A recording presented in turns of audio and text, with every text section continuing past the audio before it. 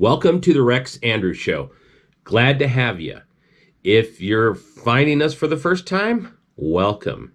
And if you're a repeat listener, thank you very much. And in fact, I want to thank the listeners because we found out yesterday that we have cracked the top 10% of podcasts. So the traffic in the first couple of weeks of a podcast. So that's really exciting, and it's all to you. So thank you very much. It's our job to bring you content and interesting topics to bring you back. We are excited that the podcast show is carried on 23 different applications, and then of course on our website at rexandrewshow.com. You can find us anywhere, and that's to make it easy for you. So wherever you're podcasting favorite platform, we're there. We're also on all the major social media platforms. So quick, hit the subscribe button so you're getting the latest updates, and we'll have some fun. Now, one last house cleaning thing. We want to talk about our good friends over and sponsors over at Wealth Management Group. Love these guys. They don't sell products. What they do is you help you meet your financial goals. So it's a mixture of different things, vehicles like IRAs and stocks and all kinds of things. So these guys are looking to basically help you make as much money as possible. Their website is wealthmanagement.estate. That's wealthmanagement.estate. All right. Today I got a kind of funny story. I referenced back a few episodes ago about making pipe bombs. It was a crazy time when we were growing up, and I believe we were just in about 8th and 9th grade when we were doing this because we were just about 14, 15. We weren't driving yet, except for my one friend, Nick. Now, it was myself, Nick, Rich Roloff, Warren Campbell, and Ben Simcox. That was the core group, and we'd mix in a few other guys here and there, but that was the core group. Well, we had been messing around with black powder. Now, how did 14 and 15-year-olds get black powder? Well, you have a very liberal mother from Nick's mom, Dottie Massaro, who would help us go down and get black powder. And we would buy it in these cans that were so tall. Well, anyway, we had been messing around with the pipe bombs and all kinds of things there, the Papa rockets with the CO2 cartridges on it. I mean, we were dangerous to ourselves. But one of the tools we built was kind of fun. And we used to go down to the junkyard in Golden, G.H. Stewart junkyard, and he had all kinds of stuff. And one day we were down there, and he had some sections of drilling pipe.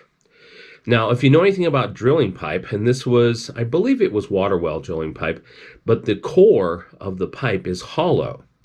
So we cut out a piece of drilling pipe that was about 14, 16 inches long.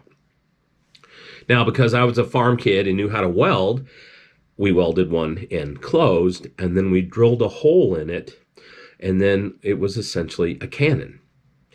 Now, if you've got a cannon, and the barrel size of the cannon was about the size of a quarter, if I remember right, maybe just a little smaller, you need projectiles. You need basically your launch, your missile.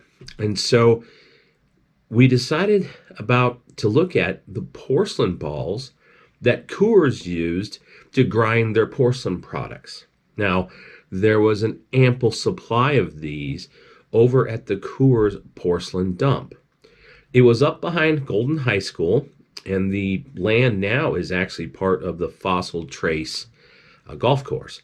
But it was up there in the clay pits where Coors used to dump their potash and then all of their porcelain recycled balls. And these things were anywhere from about a penny size, a dime size, clear up to like a 50-cent piece and round.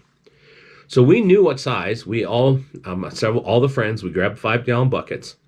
We went up to the clay pits, and we all had a sample one in our pocket, the size we needed. So the ones, we didn't want to just grab everything. So we walked around and basically plucked up, harvested these porcelain balls. And the porcelain balls, those things were about as dense and hard as any steel object or iron or anything else. I mean, we're talking these things would not break. So we brought home these buckets of porcelain balls. We would put powder into the chamber of the cannon, Then we put some wadding in there, so some cotton balls or paper, what have you, and then we would put the porcelain ball in and put fuse in the hole that we had drilled into the cannon. Well, we started shooting this thing off, and oh my goodness, we were getting ourselves in trouble. We shot holes in the next door neighbor's fence, the Estes family, and we were always, kind of pestering the girls that lived there. The Estes family was a well-known family when we grew up. There was a guy down the street, a guy that was in a grade older than us, Sean McCutcheon, and he had an old Mercury Cougar. Well, Mercury Cougar was Mercury's model of the Mustang. So he had wrecked it, and it was sitting behind his house. So we took the cannon, and we fired it at the car, and it went through the door. I mean, absolutely went through the door. So, it's easy to go through, a cedar picket fence, but to go through the door of a car, that was crazy. Well, the next knucklehead thing that we did, we were messing around, and our good friend Rich decided that what we should do is shoot a porcelain ball through an aerosol can of accelerator. So engine igniter accelerator. That stuff is so flammable. Starter fluid is crazy flammable. It makes gas almost look dull. So we set up the cannon and aimed the ball, the aerosol can of the starter fluid. It was about 4 inches from the barrel of the cannon.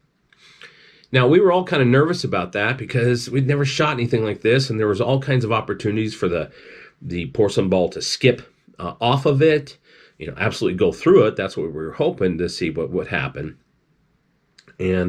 Or it could just get jammed into it and pushed to down the street. So we had this out in the street in front of Nick's house, and we got it all loaded up. So we put the fuse in, poured in the power, put the wadding in, and the cannon, set the aerosol can of the starter fluid about 4 inches away. Now, Rich, and rest in peace, he's no longer with us. He just now not from this. I mean, he lived way past this. He passed away in his 40s, but he decides he's going to be the one that lights the fuse. Well, we didn't put that long of a fuse on this. Now, we were pretty good pyrotech guys because we were building pipe bombs and these Estes rockets that we would, the fuse would go off about 1,000 feet in the air. So we were pretty educated on doing this. So what we did is we basically had Rich go up there and get ready, and he lit the fuse. So he had a lighter, and he lit it. And it was instantaneous. The cannon went off, and the porcelain ball went right through the aerosol can of the starter fluid, and a huge ball of flame, just boom, huge ball of flame, went up and basically burned Rich's face. It burned off his eyelashes, it burned off his eyebrows, the front of his hair was burnt, and he basically had burned skin and was beet red. Now, Rich had a little bit of Indian in him, and so he was dark complected in the first place, but he was beet red. Well, add that up, and then also shooting holes through the bricks of Nick's mother's garage, we decided that we probably had gone too far with the porcelain ball cannon. So it was crazy. We were knuckleheads, pop bottle rockets, the pipe bombs, the porcelain ball cannon. It's amazing that we all lived. And if it was happening in this day and age, the cancel culture would have just eaten us alive. We would have been hauled off to jail. Our parents would have been hauled off to jail for having raised these hooligans. And we would have had all kinds of costs to repay for not only our criminal convictions, but repairing the things we fixed. But, putting a hole through a car door, I mean, we would have had to replace the whole door. The fence, we would have had to replace all those pickets. We used to shoot that thing everywhere, and it was absolute trouble. So if you're out there today and you're under 20, I'm not advocating that you build yourself a porcelain ball cannon. But back in the day, in the 80s, the late 70s and early 80s, we were just a bunch of goofballs. And the funny part is, we never got caught. So next time, tune in again for the Rex Andrews Show, and we'll see what we have available on the next episode.